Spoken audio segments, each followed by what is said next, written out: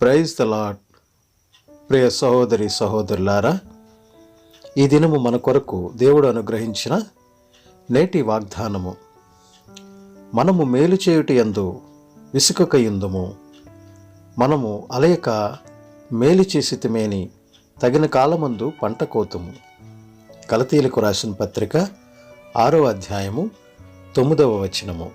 సహోదరి సహోదరులారా, దేవుని చేత ఏర్పరచబడిన వారును పరిశుద్ధులను ప్రియులైన వారికి తగినట్లు మీరు జాలిగల మనస్సును, దయాళత్వమును, వినయమును, సాత్వికమును, దీర్ఘశాంతమును ధరించుకొనుడి.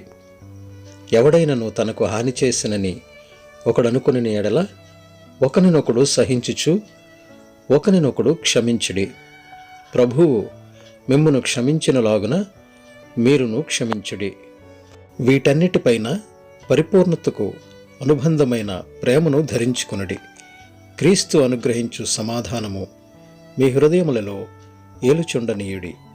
కాబట్టి నీ శత్రువు ఆకలి గొనియుంటే అతనికి భోజనము పెట్టుము, దప్పిక గొనియుంటే దాహమిమ్ము. కీడు వలన జయింపబడక మేలు చేత కీడును జయించుము. సహోదరి సహోదరులారా, అనుగ్రహించిన ఈ వాగ్దానం నిమిత్తము ప్రార్థన చేసుకుందాం. మహాపరిశుద్ధుడా, మా ప్రియ పరలోకపు తండ్రి, నీవిచ్చిన ఈ వాగ్దానము బట్టి నీకు వేలాది స్తోత్రములు, వందనములు. నీ వాగ్దానములో మీరు మాకు బోధించిన రీతిగా మేలు చేయటి యందు విసుక చెందకుండా అలేక మేలు చేసినట్లయితే దానికి తగిన ఫలము తగిన కాలంలో మీరు మాకు అనుగ్రహిస్తారని మీరు సెలవిస్తున్నారు. తండ్రి, మా మనస్సులను మంచి మనస్సులుగా మార్చండి. మేలు చేయటి యందు మేము ప్రథములుగా ఉండుటకు మీరు సహాయం దయచేయండి.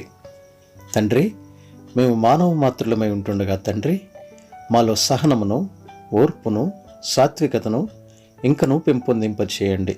సమాధానపడే జీవితాన్ని మీరు మాకు దయచేయండి. మా ప్రభువా, మేము మేలు చేసి ఉన్నట్లయితే తగిన కాలమందు మీరు మాకు మంచి ప్రతిఫలాలను ఇస్తానని సెలవిస్తున్నారు.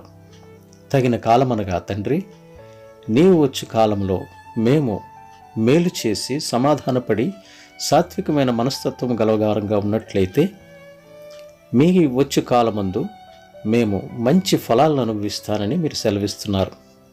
మా ప్రభు, మేము మా శత్రువులను కూడా క్షమించి వారికి సహాయపడే మంచి మనసును మీరు మాకు దయచేయండి. మా శత్రువులపై మాకు కోపమును కానీ, అసూయను కానీ, పగను కానీ మా మనస్సునందుంచుకొనక వారికి సహాయపడే సమయాలలో, అవసరమైన సమయాలలో కూడా మేము వారికి మేలు చేసే వారముగా ఉండులాగున సహాయం దయచేయండి. తండ్రి, ఈ వాక్యం వింటున్న ప్రతి ఒక్క బిడ్డల్లోనూ నీ యొక్క ఓర్పును, శాంతమును, సమాధాన జీవితాన్ని మీరు దయచేసి మమ్మల్ని అందరినీ మేలు చేయటి యందు నాయన అగ్రస్థానంలో నిలవబెట్టి మమ్మల్ని నీ పరలోక రాజ్య వారసులుగా ఉంచమని, నీ కృపా సమాధానములు ఎలవేళ్ళ మాపై నడిపించమని యేసు నామమున అడిగి వేడుకొంచున్నాం తండ్రి. ఆమెన్.